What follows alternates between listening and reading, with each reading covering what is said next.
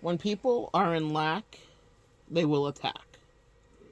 That's a quick thing that you might want to tuck into your memory bank. It will help you from internalizing whatever version of attack is lobbed your way, whatever defamatory and smearing things that people might say. And it will help you to persevere with confidence and your self-esteem intact another day. Greetings, guys. Welcome back to my channel. My name is Monette. This is my channel, Evolve with Monette. For those of you that are new here, I am a professional intuitive empath. So good to share energy with you. Thank you for inviting me in. Come on in. Let's chat for a few about what you need to know when people are attacking you. You, if you're here today listening to this video, have been subjected to people that have gone on surprise attacks, blitzkrieg. They could be friendly fire. It could have been family. It could have been a lover. It could have been a coworker, a colleague. And if you notice that sometimes you intimidate people, they will look for ways where they can level the playing field. This is human nature. And this is something that you need to understand about our dark psychology, which we all have. You listening have dark psychology too. You just don't utilize it in the way that people utilize it against you, and that's why it's always so surprising when they do.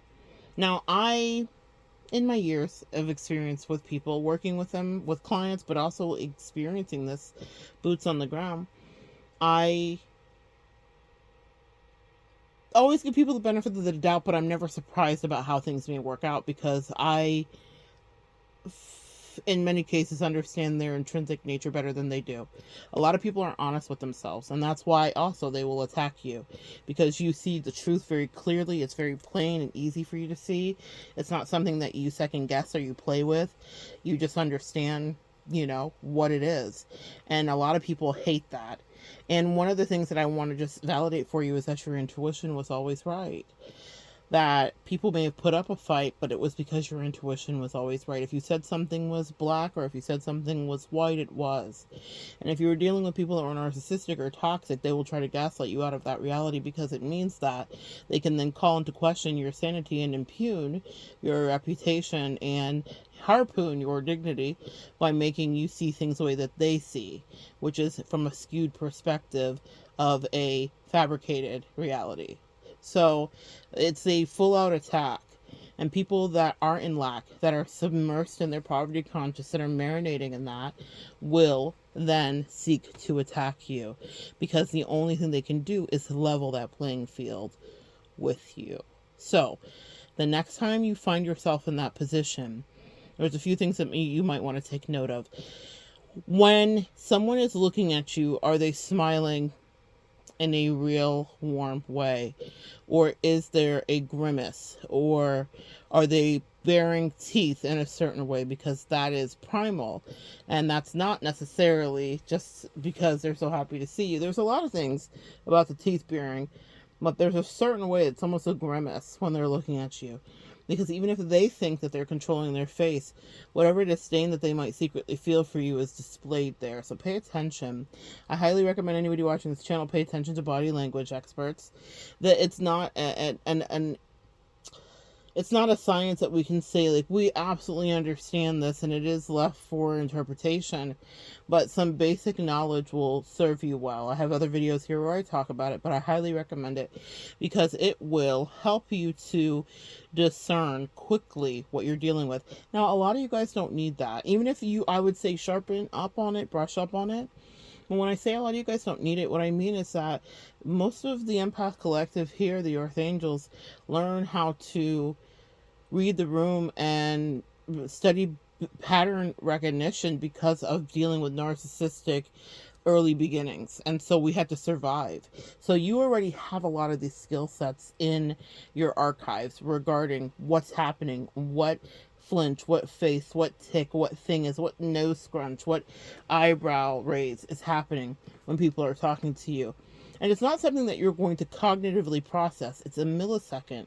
It's your lizard brain. It's your prefrontal cortex that's processing the danger. It happens in a split second that we assess whether we like someone or they like us, or we're not going to get along or we're going to clash. There's something that you need to be protecting yourself from. But that's one thing. So if you can kind of discern that, then you might even be able to predict the attack in a way that I often am able to do for clients and for myself too.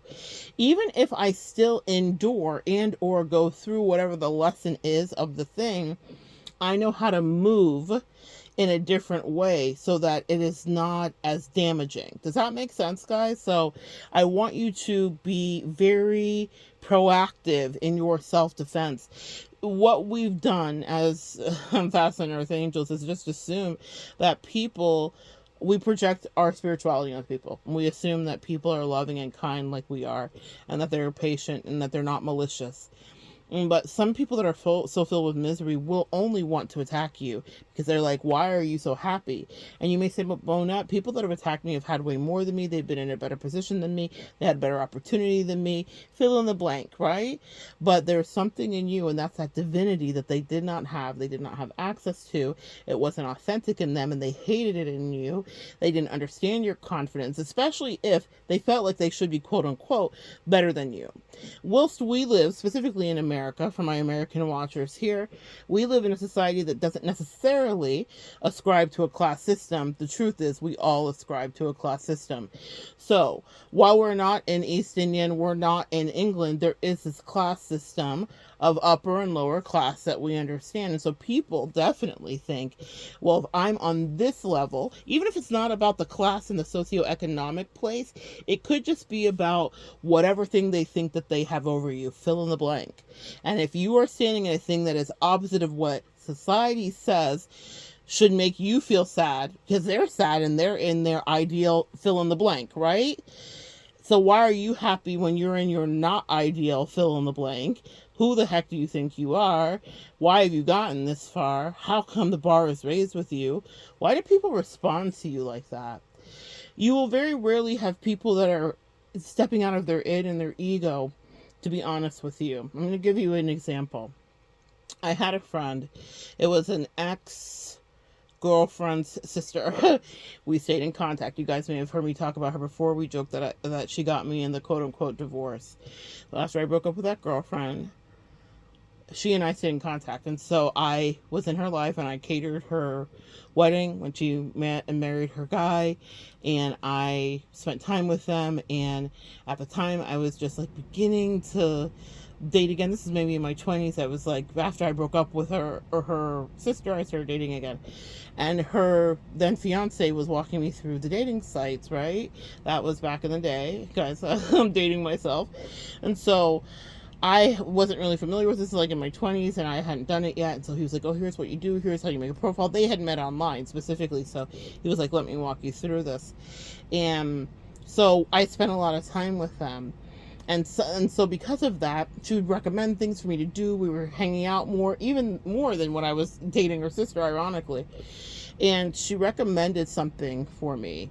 She was going for some version of therapy, and so she was like, this is so great, maybe you should do this too, whatever. She recommends the therapist. I go, we're talking, the therapist takes an interest in me. The therapist says, I want to check your IQ. Weird random side quest. But she was like, it's been really fascinating talking to you, and I'm writing a thesis and doing this other thing, and I would love to include you in this paper. And it was like this whole thing, right?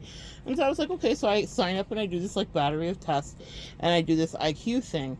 And so I'm telling my friend, my ex's sister, about this thing happening the next time we're having like a poker night or a dinner or something at our house. And here's what happened that was honest and that I appreciated. And I'm going to give you another example. Two things, same thing, different situations. And you may have had this happen to you. And she gets really sullen and really forlorn and sad. And she just comes right out because she was not a hater. She wasn't going to treat me bad. But she was like, well, why did they choose you for that? Because she was offended that she had literally recommended this therapist to me and that they had not necessarily wanted to do the testing for weeks. It was weeks of testing over a series of, various days of the week. But that they had not done that with her. And so it made her feel insecure. And she shared that. She was honest and she was vulnerable. She was like, well, why did they choose you and they didn't choose me? Do they think that I'm a dummy? Or do they think whatever? And so I consoled her husband at the time, or fiance or whatever at the time, consoled her. And I was like, I don't know why. And it wasn't too weird. She was honest with me. You can always deal with things when people are in your face communicating whatever it is, their insecurity, right? Now, I had another thing happen where I wrote a little children's book, and it was something that was channeled through me. You guys hear me when I get into streams of consciousness, and that's exactly how the book came through me. Sometimes I'll be in the flow state and things will come through, and that's how my work happens. Many of you guys that are artists out there understand that the muse visits us, right? It comes through you. And so I did this little book, but what I did that was different is that I actually went through all the steps to self-publish it, learned lessons, made mistakes, all the things. And to me, it wasn't this, I was glad that I did it, but the thing that was powerful about it was the completion of it, making sure that it had an ISBN number and making sure that it was going to be in the Library of Congress. Those things mattered to me, and so I did it. Well, her husband at the time, fast forward later, had been writing a book. He was super big gamer and in Dungeons and Dragons and really smart guy, like a security level clearance for NASA, all this stuff. And he was writing some very intricate tome that he'd been working on for 8 years. And here's the difference here. People that are in lack will attack. With his wife, my ex-girlfriend's sister, I'm trying not to say her name, guys. That's why I'm making that so clumsy. I should have come up with an alias for her. But with his wife, she was very honest with me about her insecurity and the fact that why was I selected for something when she literally recommended a therapist to me and had the same opportunity and had been going to them for over a year, whatever the case may be. And she shared it, and I could diffuse it. I could transmute it. Does that make sense? That's what happens when people are honest with you. But for him, ego, energy, super id, and also really smart guy too, he immediately went to negging me about the insignificance of the work that I did and the book and its insignificance and who would care and it's just for kids and whatever the case may be. And I, at the time, did not understand that he had been working on that book. It wasn't something that he had talked to me about at all. But when I talked to his wife later and said, yo, what gives? He was wild as a Taliban and rude AF and whatever the case may be. And she was like, well, he's been working on a book for 8 years. And I said, oh, I see. When people are in lack, they will attack. It doesn't mean that his book isn't a worthwhile book and that he couldn't have done all the same things. In fact, he had far more resources than me. I published that book and paid a lot of money to get it done and all that stuff. And I was working at a job in corporate America where they were greatly undervaluing me, and I think they were paying me $10 an hour. And I was working that job and making $10 an hour for over 10 years. I went to culinary school, I had side quests, I did other things, I started my own business, but I had to. It was out of necessity, where they say necessity is the mother of invention. So I got creative and tapped into that Gemini rising of mine in order to become the jack and then master of many trades. But it was out of necessity because I wasn't getting paid. And on that budget that I had, I still self-published. This man was outpacing me, running laps around me financially at the time. He was making crazy money. There was no reason that he couldn't have even paid for a publicist if he wanted to get into some of the Penguin or, whatever, other places that he wanted to, other author houses. But the difference between he and I is that I followed through. And it was just a little children's book, yes? But it was something that I did on my own, without any assistance, without any help, without any team, and with really not many resources financially. It took me a while to do it because I had to save for each next step of the publishing process. This man could have blinked his eyes and reached into his immense savings and done and published his book. He could have hired a ghostwriter if he wanted to, or a fantastic editor. And for me, I had to do all that. I had to hire the illustrator. I had to make the storybook, everyone's talking about them now, but like you make your vision board or your storyboard. Essentially, it's a storyboard, so that I had to like all of that stuff. The point is this, guys, I did it on this learning curve. I just didn't know what I was doing, and I had to figure it out the hard way, and I had no extra money to make it easier for me. I couldn't lubricate the wheels and make it go faster. He could, but he saw what I did, which was to him just this little thing, and he immediately started to attack me. And I sought clarity. Unfortunately, I got it. But so many times in your life, you guys don't get that clarity.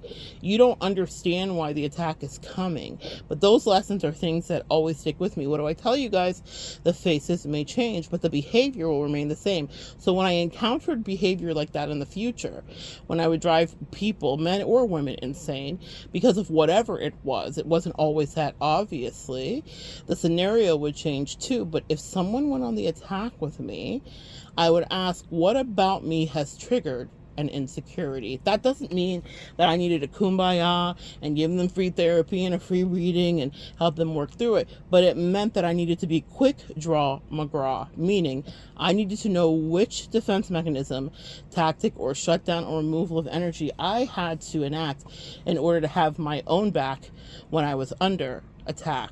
When you're under siege like that, it will be just you, because not often will people validate the experience that you're having as true. They will gaslight you too, because maybe they're trying to protect the other person's emotions or feelings, or maybe you trigger them as well. Now, fortunately, I'm still friends with that sister to this day, but I'm very conscientious, even though I know she loves me in her own way, that there are moments when I show up where she can feel away, and so I'm not careful to dim myself to any degree, but I always am vigilant to stand up for me if need be. And I recommend that you do the same, because when people feel lack or insecurity, they will project that back to you. They will want you to feel the same way that they do. And that's why he spent the evening being an absolute dick to me, because he decided that what I did was not literally enough, or literary enough, excuse me. And who was he to judge? Really, it was about him not finishing what he had put his mind to. And to this day, many, many years later, it's still something he has decided not to do. But it didn't stop him from wanting to attack me because I had triggered that. Now, you guys have had this happen in different ways. For my ladies here, this has happened, like, let's say you go out and you're looking good, and then another girl's feeling away, so they start being a dick to you in that way, and excluding you from the group, or ostracizing you to whatever degree. Recently, something went viral about two women going out on their birthday, and another woman berating the woman on the way home in the Uber ride, saying, "Why did you look that good? It was my birthday. Why did you decide to wear that outfit?" Sometimes people will come out with it, and they will say why it is that they're bashing you or treating you badly, because they feel something that you have that they don't, and it triggers insecurity. So they'll want to bring you down to a level where then they can make you feel as shitty as they do, as insecure as they do, because they're actually intimidated by you. You know, I hibernate often, guys. I stay away from people in order to recharge my battery. But sometimes I have to go out. I have these cycles where that happens, right? And in the last several months, I was kind of being asked out a lot, and asked to go out, and asked to visit with old friends, and come to the function, and go to the this, and meet up for the dinner, and all the things. And there's a couple of people that I'm really good with one-on-ones with, and whatever the case may be. But there are other people where I had forgotten, because I just protect my energy so much, and so like immediately now I'd forgotten the emotions that happen when I show up, and how that is triggering for other people, and how they want to get into like these one-sided competitions that I just have zero interest in. I'm exhausted because I have other things to do, and it's never to be in competition with you. I'm so confident about who I am, but not everyone is, and I'm confident about who I am, and sometimes that doesn't make sense to people, because they look at me and think, well, I've got X, Y, and Z on you. Why do you like you so much? Because I don't like me as much as you like you. That's their problem. That's not some spiritual or therapeutic work for you to do, Earth Angels listening. That is not your business. And a lot of times, because projections are so intense, we'll take that on and not put up a fence and realize that they're dead ass wrong. It has nothing to do with you. Should I not dress the way I want to, or show up the way I want to, or should I not hold the conversations the way I want to? I remember once hiring someone to do some editing work for me, and to some other degree for some other project I was working on. And there was a girl in our group who I knew was intimidated by me, and not because I did anything. She also had so many other things on me. She was this and that in the best way, and I always celebrated her. Sound familiar, guys? We're always cheerleading people that would not put us out if we were on fire. And it's so unfortunate. But I brushed it off. This is before I really paid a lot of attention. This is many years ago to my intuition. I felt it and I knew it, but then she validated it. And here's what she did. We're at a party, and so I pulled the person into the other room, and I was talking to her about it. And then she came back out, and she was real bubbly, and she was saying, "Oh, this is so cool. I'm working on this project with Monette," which I didn't want her to do. I had to kind of like school her afterwards and be like, hey, like when something's between me and you, it's between me and you. But I had pulled her into the other room to pay her, because I had told her, even though she was lovely with me, and she was like, "Oh, Monette, I always want to be of service to you in whatever way I can be. I will do this for free." She was in college at the time. And I said, "No, nobody works for free," because I know what it feels like to have people take advantage of me. I know you guys can relate. And so I was like, "No, we don't work for free, Miss Mama's, absolutely not." So I had slipped her discreetly the payment for the work that she had so brilliantly done for me. But when we came back on and she was talking about it amongst the party, that girl that was intimidated by me, and I clocked it. I had read the body language, I'd read the intuition, I'd seen the grimace, I'd seen how she didn't want to celebrate me when wonderful things were happening for me, and I would include her in it because she was part of the group that we were kind of surrounded with. And so she made a great point to say at the party, "I sure hope that she paid you." And she was sarcastic and kind of shitty because she wanted to embarrass me, not knowing that I had already paid her previously. But it was her way, because she felt in lack, not because of payment, obviously. I didn't owe her anything, but just being proximal to me made her feel some level of insecurity. So she was like, "How can I level you and bring you down to me? How can I make it seem like you're doing some slave labor," which I would never do because I know what that feels like. "And how can I embarrass you?" And I checked her immediately. But it was even better because the person that I had paid spoke up too and was like, "Oh my gosh, no, she actually just paid me." She was quite innocent because she wasn't aware of the spiritual warfare that was going on there. She wasn't aware of the Robert Greene principles of dealing with dark people and the 48 laws of power, but I knew. And so that's why today I am on here to share with you, because you've been through that, or things like that too, where people that feel in lack will seek to attack you. And you deserve to defend yourself and to understand why. And it's not for you to have compassion for them. Do not give them that either, because they would gouge out your eyes if they could. And I'm not saying that to scare you, but I'm saying it because it's the truth. And I'm saying it because the angel said that I should make it clear that you understand what you're dealing with. It is so that you know exactly where it comes from, so that you can diffuse it internally, so that you're not going home and thinking about it like, "Why would they do that to me? Like, I've always been nice to her, and when she needed help and whatever." And ironically, that girl specifically, before I fully understood my worth, I remember catering her daughter's Sweet 16 or quinceañera or Sweet 16. No, it was her quinceañera. And I did it essentially for free, and it was elaborate. I did a whole Paris theme. It was beautiful. All these beautiful blues, and just absolutely gorgeous. Probably one of my favorite dessert table things that I ended up catering. She definitely was able to know how to take advantage of me. She didn't pay me. You guys see what I'm saying? These people will try to hang you out to dry, but when they could get over or get by, they sure as hell would, right? And they would do it without any thinking of it. But that sneer on her face when she was saying like, "Well, I sure hope that you paid her," and she was going on and on about it, I was like, wow, Ironically, you didn't pay me, Miss Mamas. And that was before I would stand on my business and know my worth. We learned the lessons that we do, but my angels, of course, brought it up. Maybe here to share with you. There have been people in your life that you have bent over backwards for that still feel in lack to you, even though you have given freely or kindly or generously to whatever cause celebrate that they had that was maybe not even involving you. You were there having their back, standing up for them, being a good friend. But something about you makes them feel insecure, so then they will try to bring your self-esteem to an end. People in lack will seek to attack, and in order to have your own back, understand it's coming from insecurity so that you can diffuse it, whether it's with sarcasm or a direct call out or removing your energy completely. You decide the remedy for you. There are various ones that are applicable depending on who is who. Is it a person that you love? Is it a person that's sleeping in the bed with you? Is it a mom that's been toxic with you? Is it a friend that's been undermining you? Is it you name it? You figure out who they are, and then you figure out how far they get to go and where the stop is and where they get off the train with their bullshit. But please know that that's why it's happening, because you triggered something in them, unbeknownst to them or beknownst to them.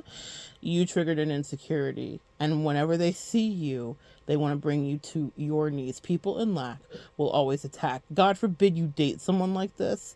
I have videos up here where I talk about insidious relationships, and I have had many, unfortunately, but people will calculate. So it could be something small. And this is a big point here, the angels said to remind you of. When people feel that level of insecurity, anything you say to them is a perceived slight. So you could be saying something's absolutely truth. You could be never intending to insult them. You could be just never wanting to pick a fight. But if they're already tender because you threaten them, there is nothing you can do right. And so this is where it gets dangerous, because they will stew over this one thing that you may or may not have said that you will never even know what it is. And they are conjuring up an all-out attack against you. They're waiting for the moment. When she did that, that was calculated. She was kind of nosing about. She was really like, oh, you guys went in the other room, da-da-da-da. She wanted to get in it because she was waiting for her moment, because she wanted to embarrass me, not knowing preemptively that I had paid my debt, because it was the right thing to do for the person who was working for me in that moment. People calculate that. And so an attack may not just be a direct call out or a verbal exchange. It could be a rejection. It could be something to embarrass you in front of people. It could be, this is something you need to be very careful of, specifically because if you've dealt with narcissistic abuse, people that seek to isolate you to then to people that want you in a vulnerable position to then be evil to you to whatever degree. It could be isolation. It could be that they say something mean that no one else can hear or see. It could be that there's absolute abandonment, rejection, whatever the case is. They want to embarrass you, sis. And it's because you conjure up such levels of insecurity in them. And so God has always, since those moments in my 20s, learning people, showed me when I can trigger people and when I see it. I don't necessarily address it, because not everyone is integrally doing the work that they need to. Meaning everyone is not necessarily being honest about the fact that they're triggered by you. Like that first person, one moment guys, that I gave the example of, who said, well, how come they didn't ask me? Well, that's a relationship I still have. I don't see her as dangerous, but I do watch when I see that her insecurities might flare around me. Yeah, I was reminded of that recently. We were talking about something that was going on, and she says, and out of the blue, unsolicited, it was not germane to the conversation, she said, I don't think you recognize how people see you. I don't think you realize how bright your light is. And whilst it was complimentary, it harkened back for me that moment when she shared vulnerably her insecurity. And my angel said, mark that and teach it, because a lot of people see you as this bright light. And she's not ever said that to me. Those are never words that have come out of her mouth to me in the almost 20 years now that I've known her.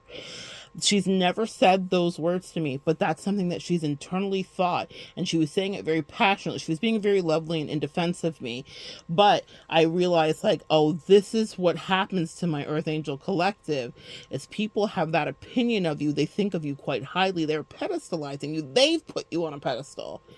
And so they are terrified of your rejection, and it causes terrible behavior. Now, we're not letting them off the hook because we all have free will, but I want you to understand why it happens, because not everyone is going to be as honest with you as I've been fortunate to have happened with that situation, that's how someone really feels. Because I don't think about that. I'm like, I'm me, and actually people are quite shitty to me as often, very often, because I am me. Because of whatever this is in me, it causes people to have reactions that are adverse. Now, that's not everybody. I know there's a huge swath of you out in the collective.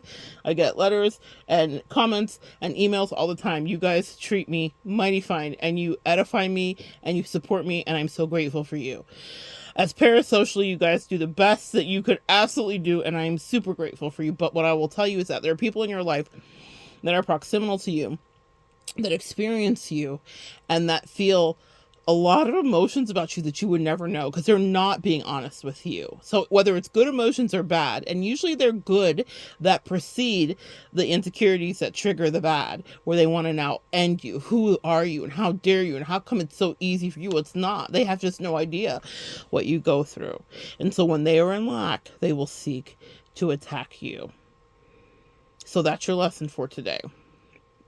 Pay attention to people that may feel that way. And that's what I was saying, is I've had encounters with people where, let's say I offered up, someone was saying something to me, and I offered up a bit of critique, and I watched them. This has happened to me several times with women specifically. Them immediately change what I said. They made amendments to whatever it was that I said. And I realized heavy was the head that wears the crown of advice or observation. Because if they were moving that quickly, it means that they put maybe too much stock into what I was saying. And I don't know if it has so much to do about me, and you need to know that too. A lot of people really are dependent on validation, guys. So before you fully internalize it to be just about you, know that that's the way we're set up. I mean, look at the dopamine hits we get from being on our phone, from social media, from whatever the case may be, myself included, right? No one's exempt from that. Our lizard brain just works that way. It's very much designed that way for it to be addictive and to be engaging in that way. So that's the way this society in the last 10 years specifically has been structured. And so this is why it is such a powerful lesson, because some people are looking for blessings all the time.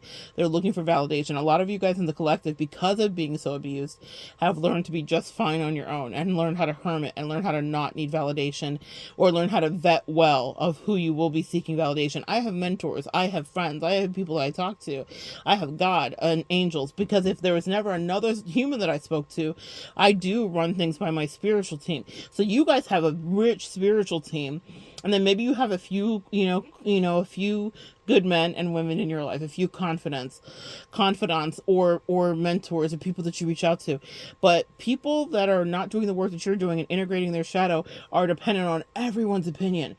So your opinion, especially if you're a high quality and high caliber person, and of course you are if you're watching and not cross-watching, you will be thought very highly of and pedestalized in ways that you don't really realize. And then that means that they're devastated to the nation when they think that you reject their version of creation, whatever that may be.